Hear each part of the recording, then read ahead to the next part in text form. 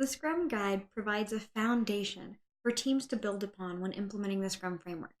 It leaves a lot to be interpreted, but that's by design. As your teams work in the Scrum framework and they inspect and adapt, they'll tailor their processes so that it best supports them and their pursuit to deliver value to your customers.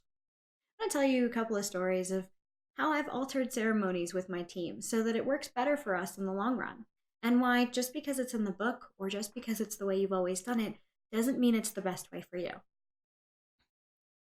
Recently, one of my Scrum Masters told me that on their particularly new team, they weren't really having a good time sprint planning.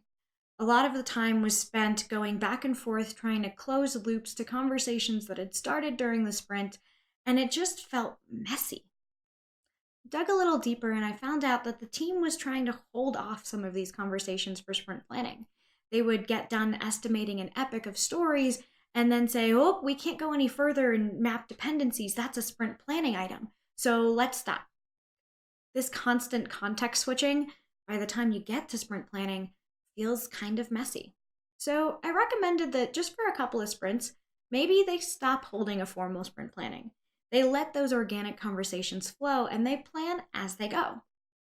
The team took a think and decided, all right, let's have a quick 20-minute planning session just to align on the key goals, any key dependencies, and really make sure we're all on the same page. Then we'll kick off the sprint and we'll plan as we go.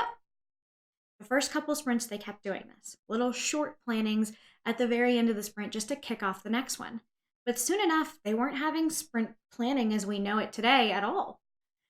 The crazy thing is when they stopped having sprint planning and they transitioned to this new process that worked for them, their predictability actually went up. They were able to plan in a way that worked for them better than what was just in the Scrum Guide. It's important to remember, this was done for a specific team in a specific circumstance. And whereas it may sound like a cure-all for the problem that your team's having, I urge you to sit down and take a look at your own process, separate from other teams and what they're doing. Just because it sounds easier doesn't mean it's right either. So take my words with a grain of salt and get creative with your process. If you need some help getting started altering your team's processes and understanding what ceremonies should be adjusted and which are good where they are, reach out to us, Project Genetics. We've got agile consultants, change managers, and a whole wonderful team of product delivery experts here to help you.